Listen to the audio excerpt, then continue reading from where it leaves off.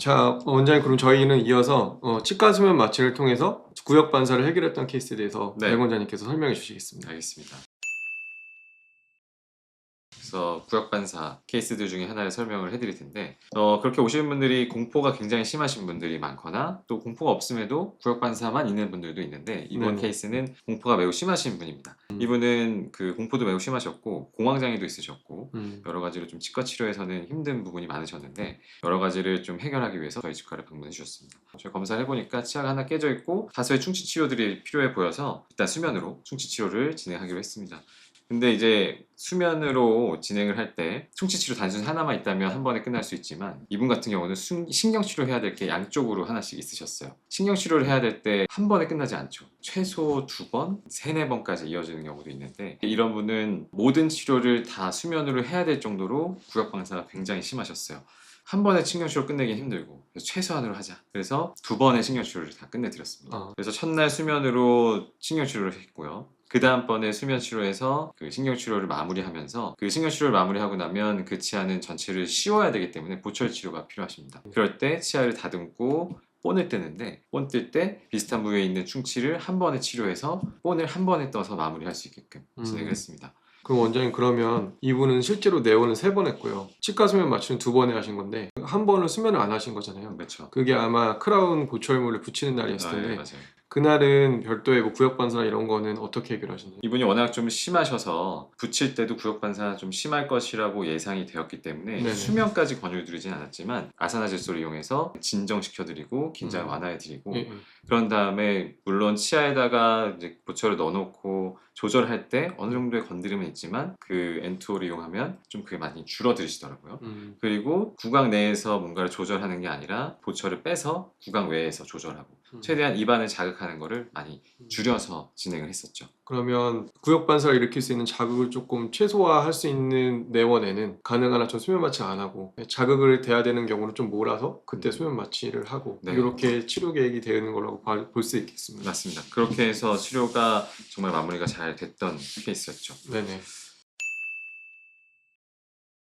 자, 그러면 저희 이제 두 번째 사례 한번 보실까요? 네, 두 번째 사례는 공포가 굉장히 심하셨던 분이었고요. 이분도 그 치과에 오면 자기가 진짜 건드렸을 때 구역반사가 일어나지 않더라도 입을 벌리고 있으면 구역반사가 일어날 것 같은 느낌 때문에 자기가 치료받기가 힘들다라는 분이었습니다. 네네. 필요한 거는 스케일링이랑 그 잇몸 치료 정도, 그다음에 충치 치료 하나 정도였습니다.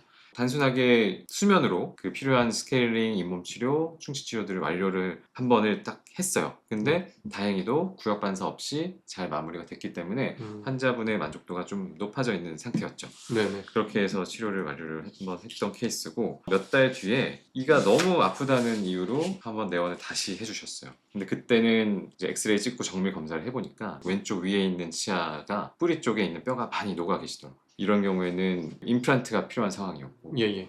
예전에 수면으로 진행을 한번 했었기 때문에 이번에도 수면으로 이를 뽑는 날 즉시 뼈 이식을 하고 3개월 정도 기다렸다가 임플란트를 완료한 케이스입니다.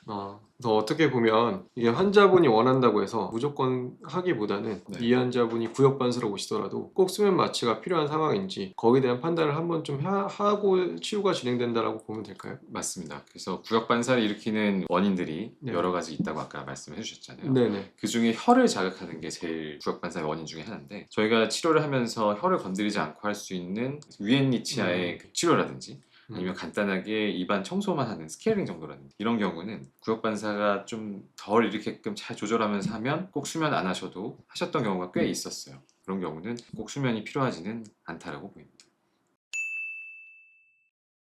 그리고 이제 세 번째 케이스는 이제 제가 했었던 케이스를 한번 또 소개를 시켜 드릴 텐데 이분은 사실은 일반적인 스케일링이나 충치 치료 이런 거 전혀 무리 없이 하시던 분이었거든요. 원래 저의 동기 원장님 환자분이셨는데 사랑니 발치를 하려고 했는데 그날 마취하고 나서 그렇게 헛구역질이 나와서 도저히 뭐 진행이 안 돼서 다른 날도 또 마취하려고 사랑니 뽑으려고 했더니 또 다시 헛구역질이 생겨서 그래서 이러지도 저러지도 못하는 상황에서 다행히 이제 동기 원장님이 이제 저희 병원에서 의식한 인정법 알고 있다는 걸 알아서 그렇게 해서 의뢰가 됐었던 환자분인데 그쪽에서 그렇게 경험을 하시고 오신 거군요. 예. 그래서 상당히 오실 때는 걱정 많으셨죠. 나는 사랑니를 뽑아야 되는 상황인데 나는 헛구역질 때문에 이미 2번이나 아무 치료도 못 받았는데 많이 걱정이 될 수밖에 없는 상황이었고 근데 아까 전에 말씀드렸듯이 거의 대부분의 이런 상황들은 치과 수면 마취를 하게 되면 어느 정도는 해결이 된다라고 있다라고 봐주시면 될 것 같습니다. 네네. 그래서 이분은 수면을 오른쪽 왼쪽 상하니 발치를 다 뽑아야 되는 상황이었는데 한 번에 4개의 상하니를 발치하는 건 좀 부담스럽다라고 하셔서 그래서 오른쪽 왼쪽을 나눠서 2번의 수면으로 그렇게 해서 마무리됐던 케이스입니다. 그때는 이제 구역 반사가 없으셨나요?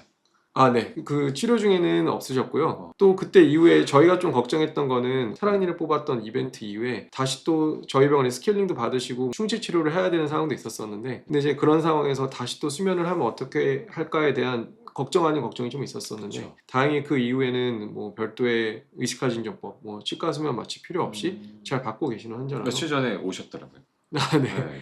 어찌 보면 저희가 의도한 대로 치과 수면 마취 횟수를 조금 최소화했던 케이스가 아닐까 싶어서 이 케이스를 조금 꼽아봤습니다. 네, 여러 가지 이제 케이스들을 이번에 말씀을 드렸고, 근데 사실 구역 반사 때문에 오시는 분들이 네. 저희가 구역 반사 있는 거에 대해서 되게 미안해하세요. 저희한테 네. 이렇게 봐야 되는데 구역 반사를 하니까 죄송하다고 오히려 말씀하시고, 그래서 그런 네. 것들 때문에 저는 치과를 못 가고 하시는 분들이 분명히 있을 거라고 생각이 좀 들거든요. 예. 그런 분들이 이럴 때는 좀 주저하지 마시고 근처 치과에서 검진 받아보시고 필요하면 치과 진정법을 이용한 치료들을 해보시면 어떨까라는 생각을 이번에 좀 준비하면서 해봤습니다. 네. 그래서 이번 영상은 여기서 마무리하도록 하겠습니다. 감사합니다. 감사합니다.